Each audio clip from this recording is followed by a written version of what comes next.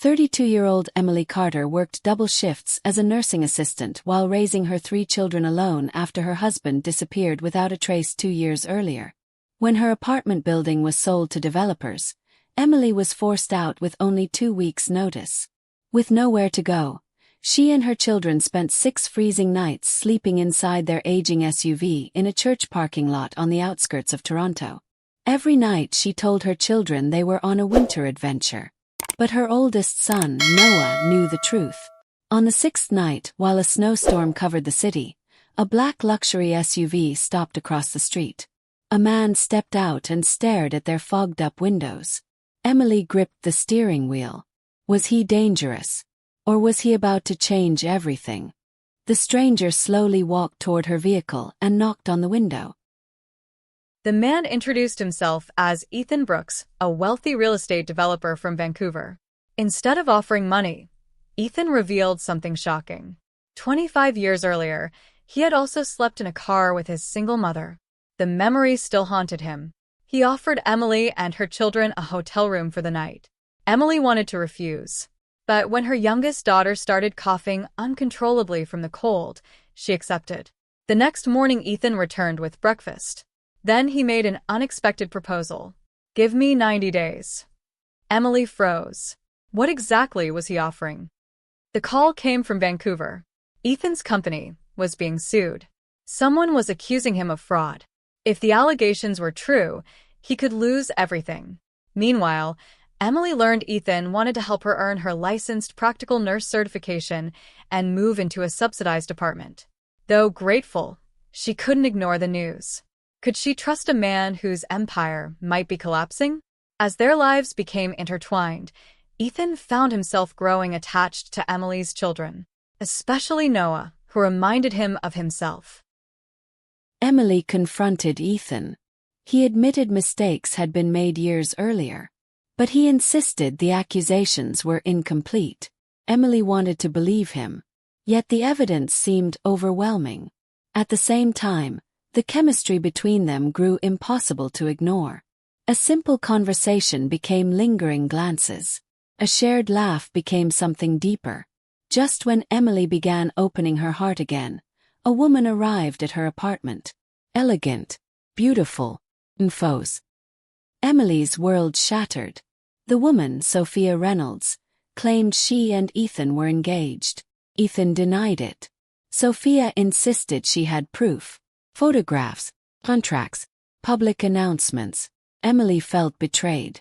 Had Ethan only been helping her out of guilt? Or worse, pity? Heartbroken, she ended all contact. For the first time in months, Ethan found himself completely alone. Sophia revealed one final secret. She wasn't interested in Ethan anymore.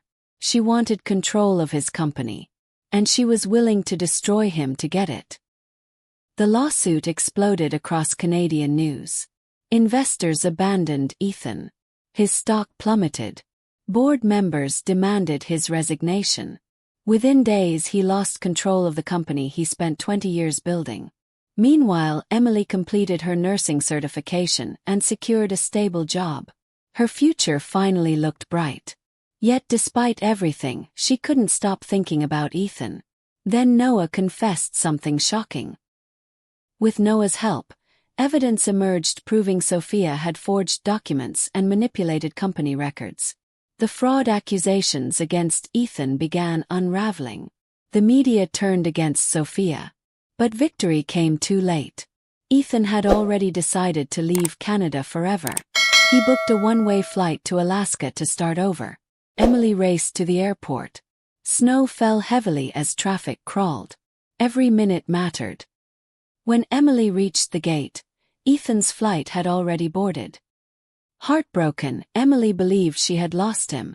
Then an airport employee handed her a note. Ethan had left it behind. Inside were simple words. "If you ever need me, I'll come back." Tears filled her eyes. But before she could leave, a familiar voice spoke behind her. "Good thing you came." He turned. Ethan stood there. He had never boarded the plane. He was waiting to see if she would come. Ethan reached for her hand. Would Emily finally trust love again? 1 year later, Emily was a licensed nurse. Noah excelled in school. Her daughters thrived. The family lived in a beautiful townhouse outside Toronto.